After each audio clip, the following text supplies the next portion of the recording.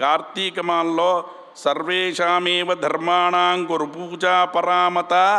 కార్తీక మాసంలో ఇంకా ఏం విశేషం చెయ్యాలి అంటే, కార్తీక మాసంలో భగవత్ అనుగ్రహం కలగాలంటే గురు పూజ చెయ్యాలట. అట్లా ఇక్కడ గురు పూజలు కూడా జరుగుతున్నాయి. మహానుభావులను తపస్సంపన్నులను పిలిపించి మనకు దర్శింపజేస్తున్నటువంటి పుణ్యమూర్తులు వీళ్ళంతా. అట్లా గురు పూజా మహోత్సవం జరుగుతుంది. కార్తీక మాసంలో ఏం విడిచిపెట్టాలి? మధుమాంసములను విడిచిపెట్టాలి అన్నారు.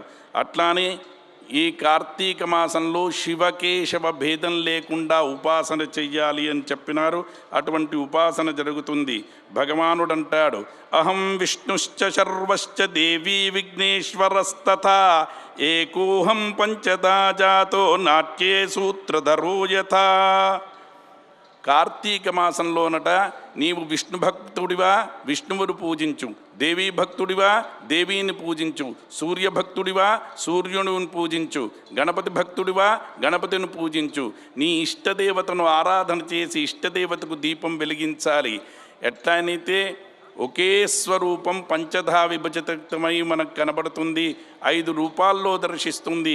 ఒక నటుడు 5 వేషాలు వేసినట్టుగా ఒకే దివ్యమైనటువంటి ఆత్మచైతన్యం 5 రూపాల్లో భాసిస్తుంది. కనుక ఐటీని ఇక్కడ పూజింపబడుతుందన్నమాట. అట్లానే కార్తీక మాసంలో ఏం చెయ్యాలి? బంగారు విగ్రహం పెట్టుకొని పరమేశ్వరుణ్ణి ఉపాసించాలి. లేదా వెండి, లేదా రాగి, లేదా మట్టి, లేకుంటే ఫోటో పెట్టుకోమని చిత్రపటం పెట్టి, అథవా పిష్ట విచిత్రితాం ముగ్గులు వేసి ముగ్గులో కూడా నీ ఇష్టదేవతను ఆవాహన చేసి పూజ చేయమన్నారు కార్తీక మాసంలో. అందుకోసమే కార్తీక మాసంలో ముగ్గులు బాగా పెడుతూ ఉంటాం.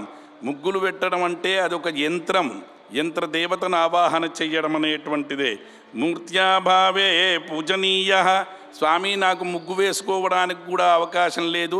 కార్తీక మాసంలో ఎట్లా పూజించేది అంటే, రావి చెట్టు కానీ కనబడితే రావి చెట్టుకు ప్రదక్షిణ నమస్కారాలు చేసిన కార్తీక మాస వ్రత సంపూర్ణ ఫలం వస్తుంది.